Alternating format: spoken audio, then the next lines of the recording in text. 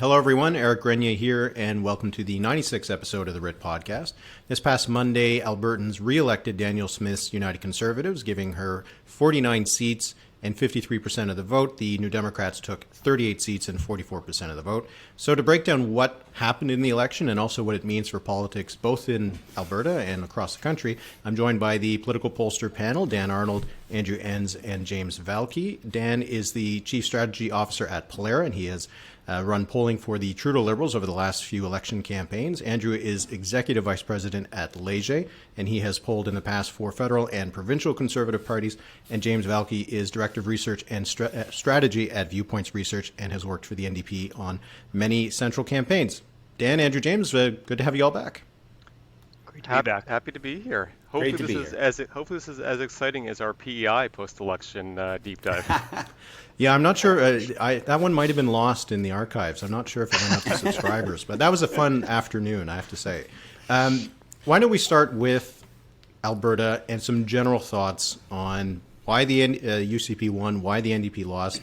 Dan, why don't you kick us off with your views on what happened in that campaign? Yeah, and look, I'll say at the top, Pollara's sister company, PolyScience, we did some of the polling for Notley this campaign, so I was pretty in the weeds on it. So your question there is one that will probably haunt me for the rest of my life, trying to figure out what happened in this campaign. I think it's probably best to start with just taking a step back. And I think whenever we've talked about this election and whenever anyone has talked about this election before, the question was always on Calgary, right? Like, is the NDP going to make their Calgary breakthrough that they need to win? And, in 2015 and in 2019, the NDP got about a third of the votes in Calgary. Even when they won the election in 2015, it was off of vote splits. They didn't really dominate by any means in Calgary. They were winning ridings with, 30-something% of the vote. We did a survey before the campaign, and we asked people in Calgary, have you ever voted NDP in your lifetime before, federally or provincially? And only 38% of people in Calgary had ever voted NDP in their lifetime before, in any kind of capacity. At least ones that were willing to admit to it. But if they're not willing to admit to it, that probably tells you something as well, too. So I think, there was a big step that was needed there. The NDP got 50% of the vote. They won Calgary, so that was a gigantic step forward, but they needed a humongous step forward. That's kind of the quantitative way from big to gigantic to humongous is sort of what they needed to do. Technical, yeah. And that's a technical term we use in the polling business. And they didn't quite get there. So the fact though is that they were pretty close. If you look at riding 44, it was within a couple hundred votes. So the fact that it was close enough, I think there probably was a path forward there, and I think there's a lot of reasons that they didn't get that way. Maybe I'll let some of the other guys on this call give some of those reasons here. I think the debate was probably helpful for Smith if you're looking for one specific moment in the campaign. But whenever it's that close, obviously there's a lot of things that could have gone differently to get you to where you need it to be. Andrew, what do you think was what worked for the UCP? Well, I kind of like Dan. I think you have to step back. Well before the election when Smith won the leadership. I mean, that party was it was becoming a joke, kind of a late night comedy show, butt of jokes, right? I mean, it was all over the map. And when she won, it was a kind of a controversial leadership win. In fact, there was a bunch of technical issues, but when she won, she solidified the party. I'm not a credit to her team. She managed to bring that group together. I think, obviously, the common enemy of the NDP in Alberta helps in that regard. But nonetheless, I think that was step one for her in terms of the success ultimately on Monday. I think then, skipping forward to the campaign, they had I would say, a clear strategy in terms of what they needed to do to win.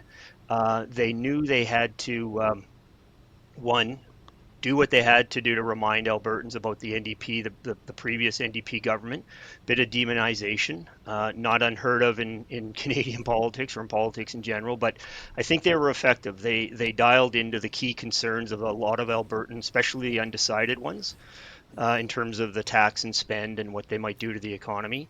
But they also then were very deliberate in sort of pushing hard on that economic recovery that Alberta is experiencing and taking as much credit as they could and kind of tying that to that risk factor and freezing kind of that vote that was susceptible, for sure. And then I think to Dan's point, I think the campaign that they ran was good enough. I don't think it was great. They had a good war room, obviously, because they were constantly dealing with issue management and all kinds of things.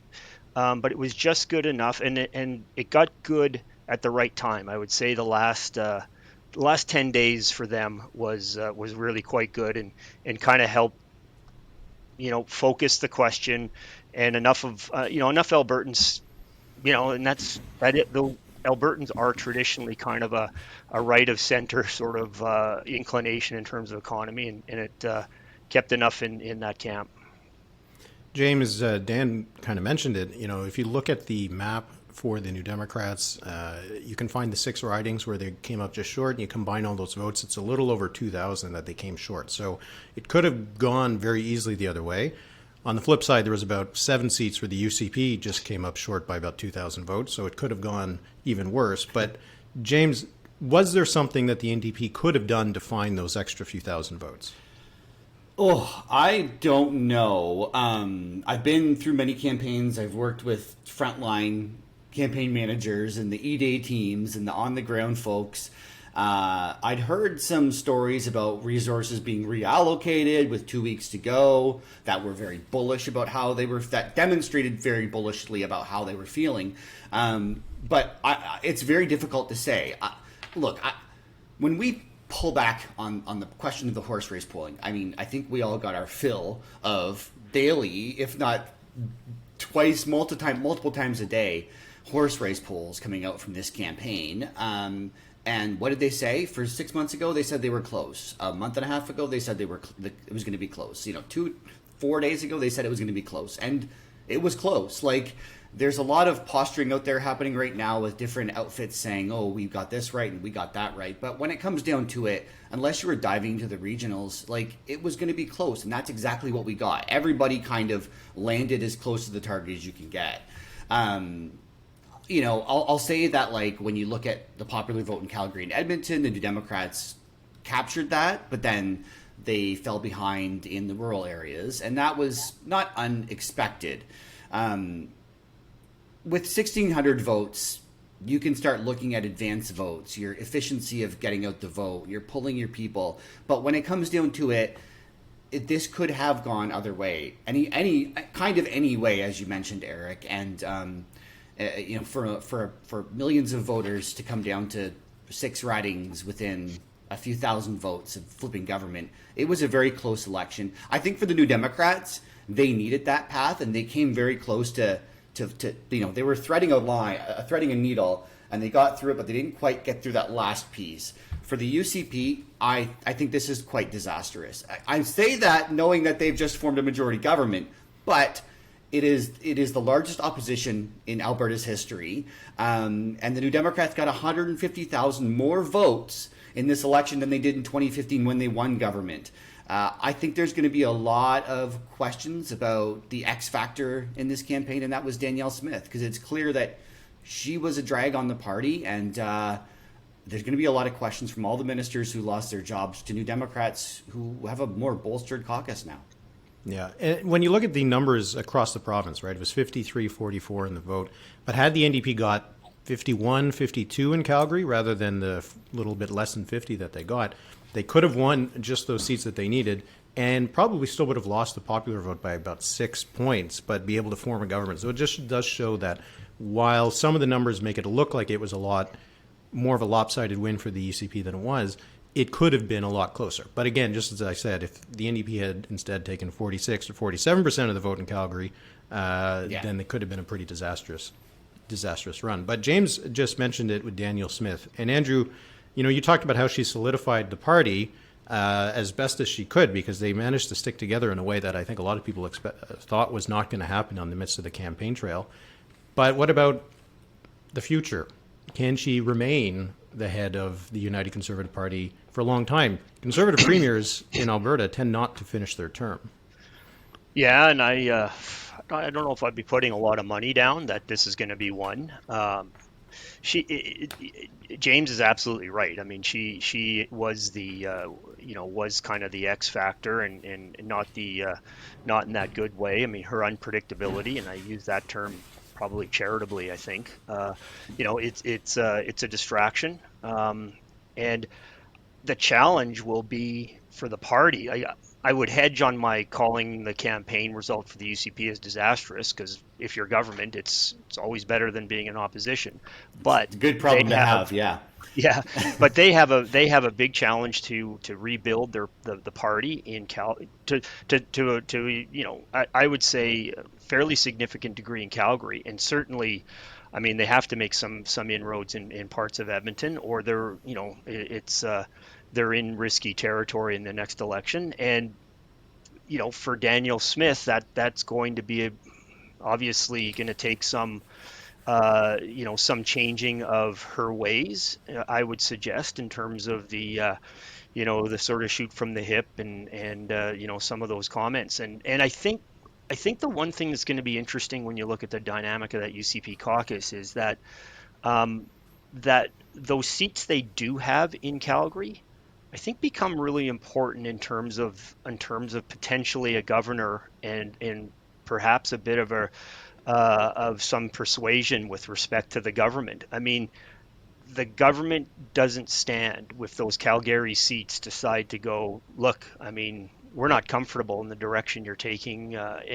So I think they may have some ability to put some pressure on the party to try to reach out to that suburban. I'm not going to go as far as to say sort of that urban, but certainly that suburban voter that's really focused on cost of living, on the economy, on jobs, on probably public safety, but not in that outlandish way. But I think the entertainment factor of Alberta politics hasn't diminished much. I think there's still going to be certainly some things that'll keep us occupied in the coming years with the UCP and that government.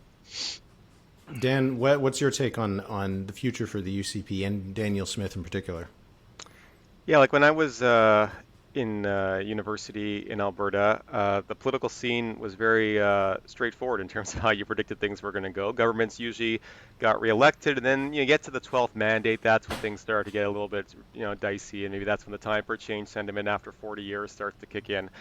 Since then, it's been a lot of a different story, though. I think Rachel Notley is the only premier in the last 20 years who's actually finished her term as premier after winning an election. So, I think Danielle Smith has her work cut out for her. Absolutely. There's, while, as Andrew said, the caucus was able to come together for this election campaign, there's this Take Back Alberta undercurrent there that's still going to be putting a lot of pressure on her to, cater to their interest groups, the things that they're find important, which is kind of different from what I think a lot of the mainstream voters, at least in suburban Calgary, do think are important, as Andrew was talking about. So I think there's those pressures she's going to have to deal with. And I think, again, like this is an election where the government was running for their second term. The economy was doing well. And this is a province that has elected conservative governments in some color of, 12 of the last 13 elections, and probably more than that if you count the Socreds. So, everything was kind of lining up in most situations for the incumbent government to get reelected, and they only barely got reelected. So I think there's going to be a lot of uneasiness within the caucus for that reason as well, too. So, I think going forward, who knows? I wouldn't want to make a prediction. If I made a prediction 4 years ago, it would have been completely wrong in terms of what we were looking forward to. I think coming out of 2019, there was a sense that the NDP win in 2015 was a bit of an aberration because of the vote splits, and now Alberta was going to return to kind of stable 40 years of conservative government, and that kind of got blown up very quickly in terms of this election actually kind of reconfiguring the map so that Alberta is a very competitive two-party jurisdiction. So who knows what the next 4 years hold in store, but I do think Danielle Smith is going to have her work cut out for her just to keep her job and be the one who leads the party into the next campaign. James, I don't know if you have anything. Yeah, go ahead if you want to add to that. She's fighting for her job right now. You can see in the steps she's taken since the election, she has put out, feelers to the general Alberta population in Calgary saying, I'm going to govern for everybody. She's said kind things about wanting to reset the tone with Ottawa, but then on the other hand, in a very duplicitous way, she's also said, but boy, do I dislike Justin Trudeau. I'm picking a fight with him hard. So she's actually speaking to those cleavages of voters. The one is the Take Back Alberta. She desperately needs Justin Trudeau to pick a fight with her. so that she can keep that part of her caucus happy, because if they're not focused on something else, they're going to focus on her. But she also needs to send signals to the folks in Calgary who they lost, that I'm actually working for you. Mid-campaign, I got a reset. I know the priorities. We are going to govern like we mean it. All that silliness is behind me. And it's two separate trails of messaging, and I don't know how long she can do that for, but it's clear she has seen the light, and she is now working to try and figure out how to make this work. But the trick is she's in a bit of a Faustian bargain in that, with the reduction and the, people are keen to say that Alberta hasn't become more polarized, but by definition, the UCP caucus has, because it has become more rural, and the rural is where that Take Back Alberta group has a large influence. So it's we use the term herding cats, but boy, is she going to need to be a big cat wrangler to keep this caucus together and in line and in step going forward. For the next 4 years seems incredible. One prediction that I will make for the next term is that 3 months before Danielle Smith's leadership review, she's going to pick a fight with the federal government. Like, that's the one thing she's going to have to do to try to make sure she gets through that leadership review. Okay, we'll set that on the calendar. James, what about Rachel Notley? She says she's sticking around for, she's not saying necessarily that she'll stay until the next election, but she's staying around for now. Is she still the answer for the NDP looking ahead to 2027? Is Rachel Notley still going to be the leader of the NDP for the next, I guess the way to frame it would be, who will be still leading a party, Danielle Smith or Rachel Notley? Who's going to be stepping aside first? I don't want to set a pool to see who may replace who at some point in time down the road, but Rachel she had a growth campaign. Her leadership was a boost to the NDP brand. She has a bigger caucus. It's a strong brand and growing, and I think that it's on Rachel's shoulders to decide how she wants the party to go forward. I know people have a lot of faith in her, but again, it's her decision too. I wouldn't want to speculate what her leadership looks like, but it makes sense that after growing your caucus and getting a boost from the campaign, you want to make sure things are moving in the right direction before you make any big decisions. And I think that that's probably signals she has heard from her incumbent caucus after the campaign is like, we need you to get us going in the right direction and get us straight and moving forward. And I think that that's where it is. I'm not sure what the future entails. This was a kind of, not a comeback story, but it's rare that a incumbent premier or prime minister fights again in a campaign, and she did, and she came within a whisper of taking back the premier's office. So it's really on her about where her future goes, but she's going to leave with a legacy of success, that's for sure. Andrew, if you're looking at the public opinion, do you think that Notley should stay or should go in terms of the NDP's competitiveness?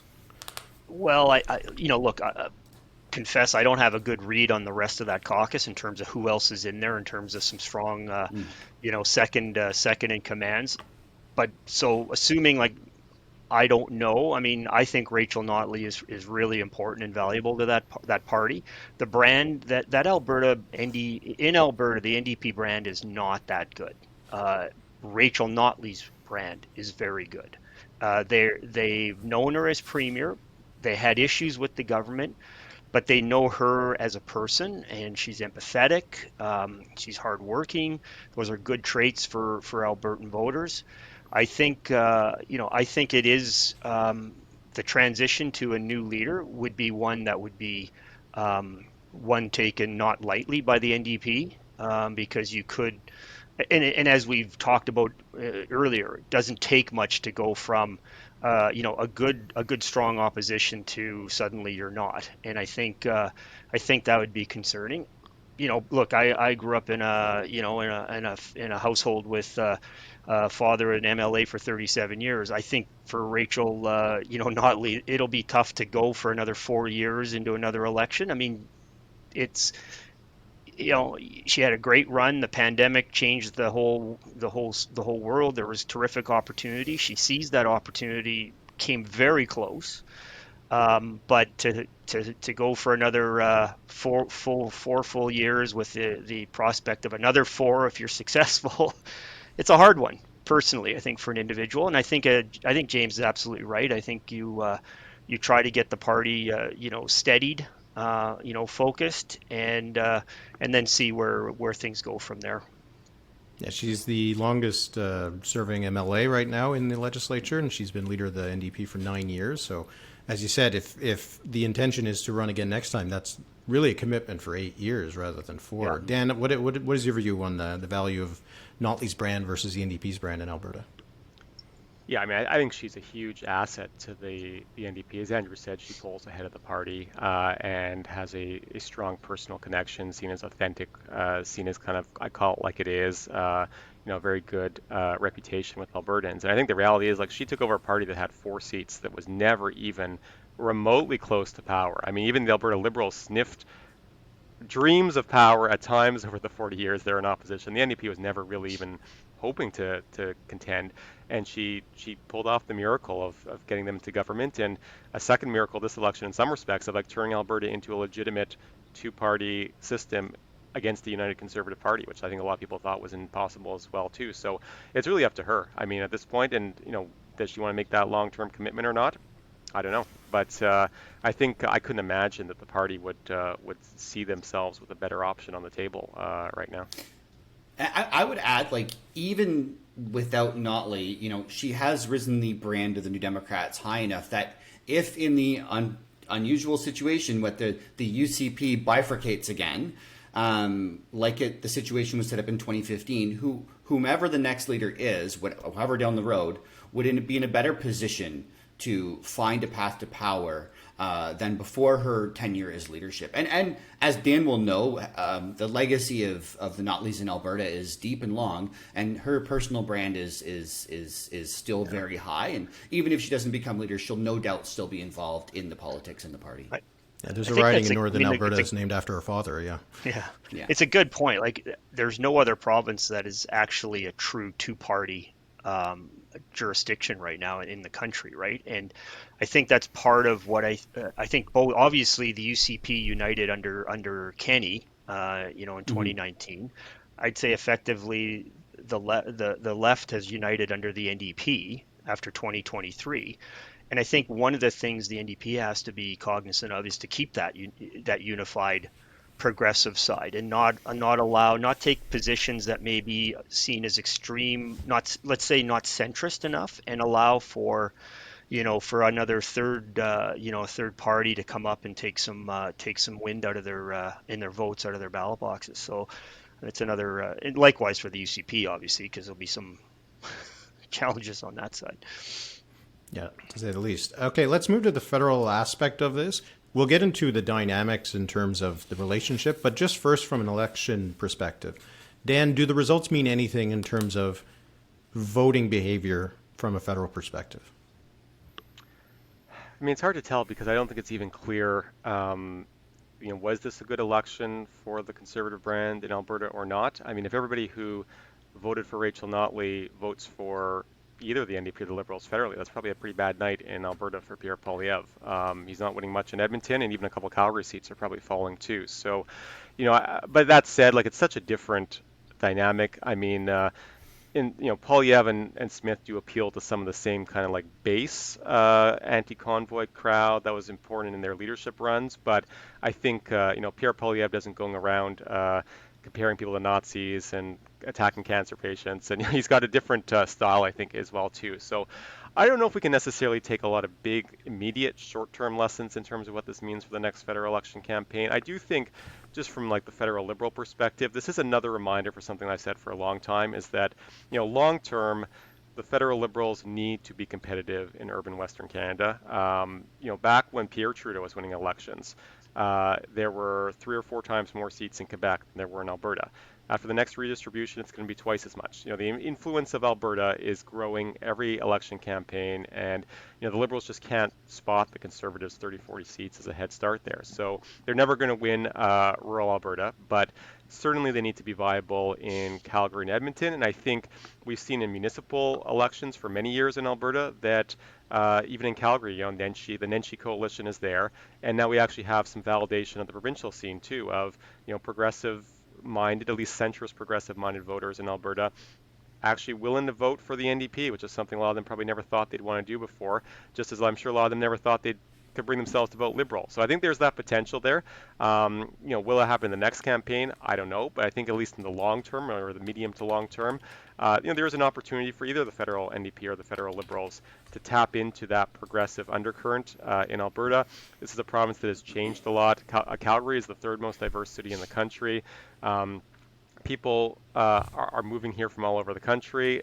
So, what was true 30 years ago in Calgary is not true today. And I do think there is opportunity for progressives if they can just kind of get past some of those brand stigmas, which, the provincial NDP were facing this campaign. They got over some of them, as I said, not all of them. But, it's the same story, I think, federally, where it really is that kind of liberal NDP brand. How do they get people past that? And if they do, there's actually some opportunity there. Andrew, from the perspective of the Conservatives and Pierre Poilievre, should he be worried that the UCP took less than 50% of the vote in Calgary and the NDP got well over 60% in Edmonton? These are areas that still vote federally pretty strongly for the Conservatives. Well, I think for sure that they've noted those things, and I think definitely in some areas where they've experienced some close races in previous federal campaigns, they won't take those for granted. I think, as Dan said, one of the comments, it's what happens provincially, and that's not just Alberta, but in a lot of places it doesn't replicate federally. There are different issues, and even the brand perceptions come into play. But I do think for the Conservatives, I think for Mr. Poilievre, I think a bit of a concern amongst that campaign will be, how much does he have to sort of defend or answer to some of the potential antics of Premier Danielle Smith? I think that's because I'm sure if I was a Liberal strategist, I'd be tying as much of what Danielle Smith does as, well, she's part of your crew. What do you think? And you're kind of on the defensive a little bit. I think the other sort of lesson out of this campaign for the Conservatives, ironically, is I think they need to look at the Notley, the NDP campaign, and consider why that campaign didn't win. Because there's some similarities. I think from the Conservatives, I think they'll say to themselves they've got a wounded prime minister. He's got lots of baggage. He's 8 years in. There's no shortage of things to attack him on. Doesn't sound that dissimilar to what the NDP had with Danielle Smith. All kinds of opportunities to attack her on. But the shortcoming, I think, for the NDP, and I think the concern for the Conservatives will be, voters also want to be comfortable that you're a good choice. You're a safe choice, that comfortable choice. And I think if there was one thing where maybe the NDP missed in Alberta, and I think if I was Pierre Poilievre, I think you're still struggling to find, is that are you a safe choice for Canadians? Sure, we all know Justin Trudeau's shortcomings, and I may not like them, but I'm also not prepared to just blindly jump into someone who could potentially be worse. And I think that was a little bit of a hesitation with the NDP in Alberta. I think that there were some people who just held back, even though they knew Smith was not the perfect candidate. And I think there's still Canadians who don't think Poilievre's the perfect candidate. And so if I was them, I'd be looking to say, like, we need to make sure we present Canadians our position very clearly. James, for the New Democrats, obviously there's a big gulf between the federal and the provincial in terms of the votes that they get in Alberta and all that kind of stuff, and the fact that it was the Justin Trudeau, Rachel Notley, Jagmeet Singh alliance that the UCP was going against. So, for the New Democrats, for the federal New Democrats and Jagmeet Singh, how do they navigate this scenario? Yeah, I think what Andrew said really resonates with me. It's, that's not just good advice for Poilievre's team, is to find that thing that reaches out to ordinary and average Canadians. Like, most people aren't involved. And Alberta is one of the most engaged provinces in their provincial politics, for sure. But by and large, people are not at the extremes of the political spectrum. They are looking for solutions and answers. So, that coupled with there seems to be a bit of a growing sentiment against Trudeau with certain demographics of the Canadian population that are hardening even more, and a bit of a malaise from the usual cleavage of supporters they've depended on in the past. So there's a bit of a trick there, but I agree, it's not, you can't just say Justin Trudeau has failed you, therefore you need to come to us. You need to be cognizant of what this story is you're trying to tell. I will say, the one thing in that campaign, it's different for every province, right? The leaders are approached differently. You didn't hear a word from Pierre, Poilievre, the federal Conservatives during the last Ontario election, and in this Alberta election, Poilievre gave a full-throated endorsement of Danielle Smith, along with Stephen Harper. And in the flip side of the coin happened in Ontario with Jagmeet. So it's a different perspective from different areas. And I think when it comes down to those regional things, they'll take it piece by piece. But I will note that, I think it was 2015 when the New Democrats federally were on their high. It was right after Notley had won her government in Alberta. And all of a sudden there were polls moving and people thinking about different options in front of them. And New Democrats, I think, cracked the top 39, the high 30s in one poll, and they were quite excited about that. I mentioned that 150,000 more people voted New Democrat in this Alberta election for a reason. Getting people to vote for a different party is so hard. It is the hardest thing to crack because their patterns are stuck. Many of them got them from their parents. But if you can do that once, the second time is a lot easier. And I think when New Democrats are looking through those numbers, they need to start thinking about where those first-time voters came from, what kind of demographic, and what worked on them. I guarantee you, every federal party is going to have someone dedicated to going through the poll-by-poll results, cross-referencing the demographics of what happened in Alberta and how a scenario like that will play out across the country. I'm not sure if that answers your question, but I think that's going to be people are going to talk about this election for a long time to come. When we're talking about just what it means in terms of the politics and the relationship that's going to develop or disintegrate between Alberta and the federal government, Dan, opportunities, risks for Justin Trudeau and and that relationship?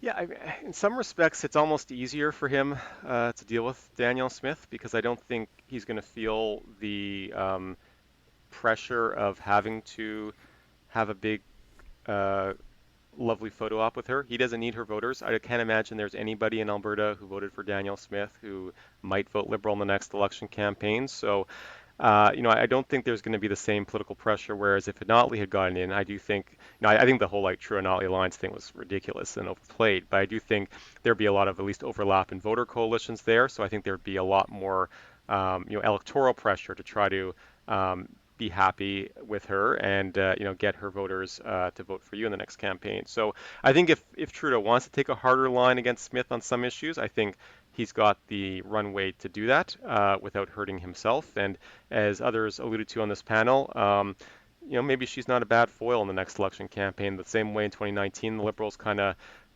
tried to link Andrew Scheer and Doug Ford. In 2021, there were ads with Jason Kenney and Aaron O'Toole that were playing in parts of the country. If Poilievre and Smith are seen as being close together, maybe that actually helps in some respects in the next election campaign.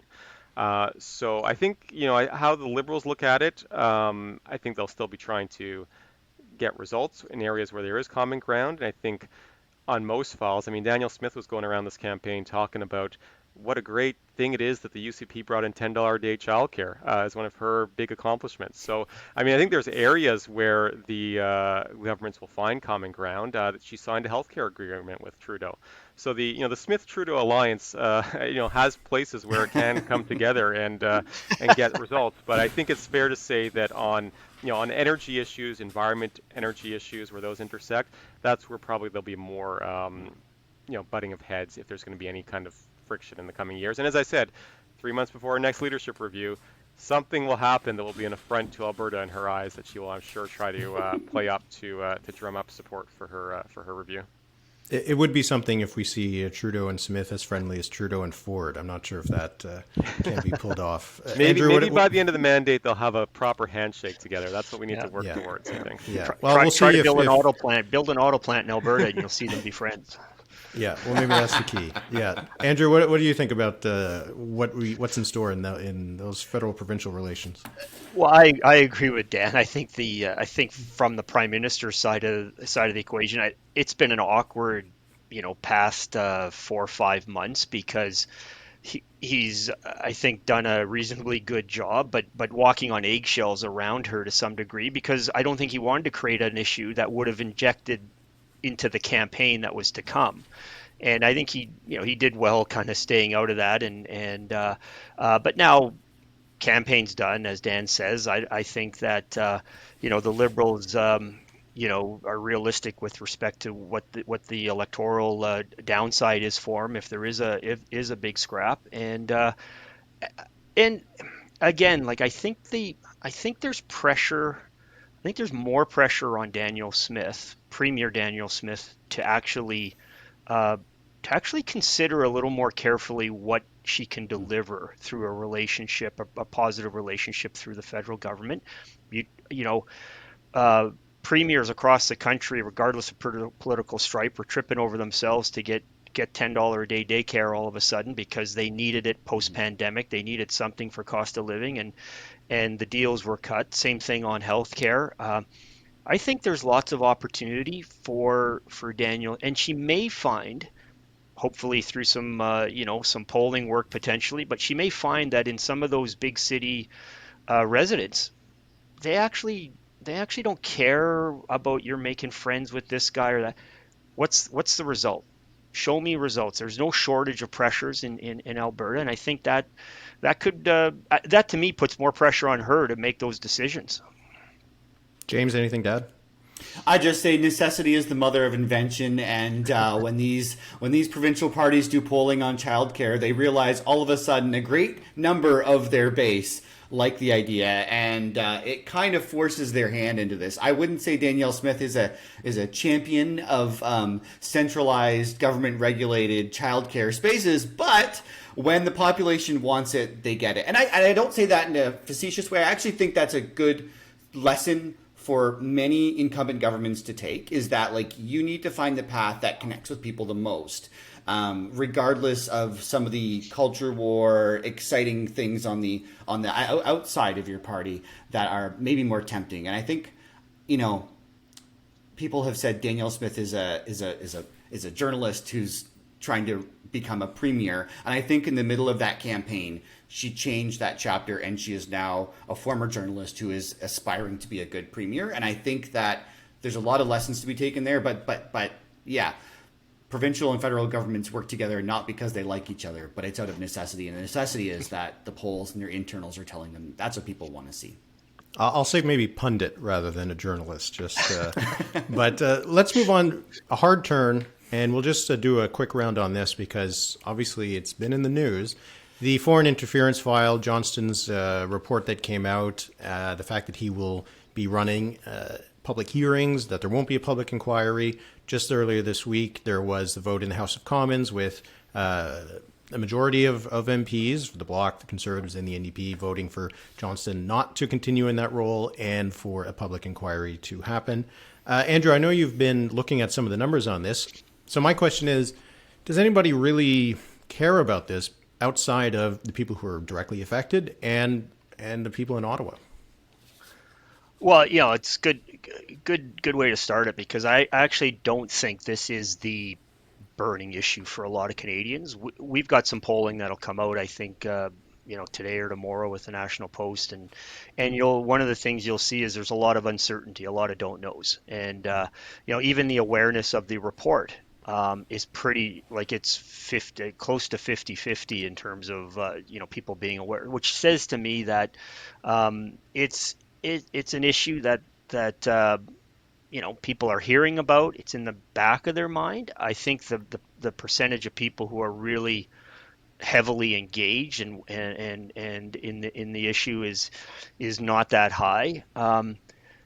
That said, it's still an issue. It's still an issue for the government. I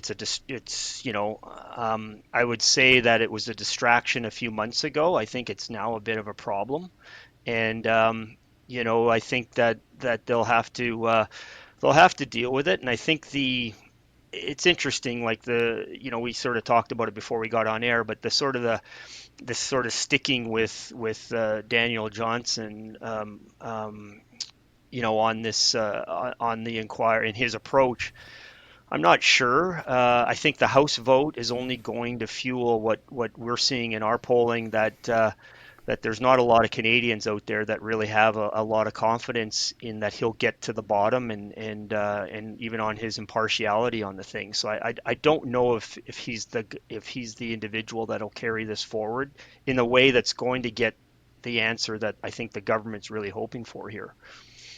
It seems to me that the villain in the story, at least at the beginning, was the Chinese government, right? That a lot of Canadians would have primarily seen this as a problem that China's causing. But there is the risk for the Liberal government that the longer that this seems to be more about their handling of looking into it, that the Liberals risk becoming the villain rather than the Chinese government. James, what is your view on the politics of this? I think that I agree with Andrew. I mean, it's a distraction from their agenda. It may not be salient to the overall general population, but it's dragging on. And every day there's dribs and drabs, new stories, new motions, new committee stuff. Like the beast is being fed, and the narrative continues. My suspicion is that the Liberals did a quick calculation and said, let's make it to the summer, and the narrative will change. People will get tired of covering this, and we'll move to something else. And I say that in not cynically, but like in a fact that this has happened before, where big issues have risen to the front page of the Globe or the Star, and not that they've waited them out, but like they all of a sudden that they burn themselves out, and the public no longer pays attention to them. Now, I'll say that with a caveat, though, is that if we do look at federal polling recently, and coming from the Alberta horse race lessons, the Liberals have not been at their usual 35-36% of late. They've been bobbing around 30% mark, right? And that's on the lower end for the last 3 or 4 years. And you have to start asking yourself, what is there a problem here? Is there a drag? Is this a brand issue? Like what is the heart of the matter? And to do that with a story like this happening at the same time makes it a bit more challenging. So my suspicion is that they're just going to white knuckle this thing until the summer and see if they can get through it. Dan, what's your view? Yeah, I think even if you pulled together even a focus group of people who had heard about this, I think they would have difficulty explaining it and why this is a problem. So I think it's the sort of thing where it's complicated enough. It's not necessarily clear at this stage if or what the Liberals did wrong, that I don't think the issue itself is one that is necessarily that damaging. I think the problem is basically what James and Andrew said. Like, it just sucks up so much oxygen. And this is on to month 2, 3 of this now. And now there's going to be another round of public hearings. So, I mean, when you've just got story after story, it makes it a lot harder to proactively get out your own agenda into the public. It did kind of mesh into the whole budget selling tour as well too, which is not helpful. So I think if this drags on for much more time, it then becomes difficult for the Liberals to tell the story they want to tell, which is a problem. And then just I do think there's this general, voters get a general odor of like something seems a bit off. I'm not sure what this is all about, but I keep hearing something weird going on, and there's hearings and controversy about Trudeau, and it just sort of doesn't leave people feeling very good about the government the same way as if the background noise they were hearing was like pictures of Justin Trudeau opening up daycare centers and things like that, right? If that was the background noise, that would leave them feeling a bit better. So, for the Liberals, I think it really comes down to like, how do they get past this and move on to something else, and how long does this drag on for? Yeah, well, definitely going to drag on for a few more months. Yeah, Andrew? Yeah, I will say, like, it's the danger of this electoral interference beyond sort of the process and who knew what and who reported to who, is that, like, we're going to hear about electoral interference in lots of other elections around the world. And that's potentially sort of a quite like if there aren't any measures introduced that says, hey, we've made these changes to ensure that this is not going to happen, and you sort of just let it sort of drift, like there's a risk that suddenly it comes bombarding back in the next US election a year from now, because people are going to be playing around in that one. And so, I do think that there is a somewhere in this, point, there has to be kind of here's what we're doing. We've made these changes. There's this registry, something, or you run the risk of this suddenly coming back in spades. And it's like, now you didn't do anything. And I think that's got to be a bit of something in the back of the mind to say, we got to have something that we said we did to make it better. Yeah, I think this will be something to follow on for a while. Yeah. I would just add really quickly that, like, I give a lot of credit to the federal Liberals for their issues management skills, because they have been so adept at navigating that path through those prickly woods.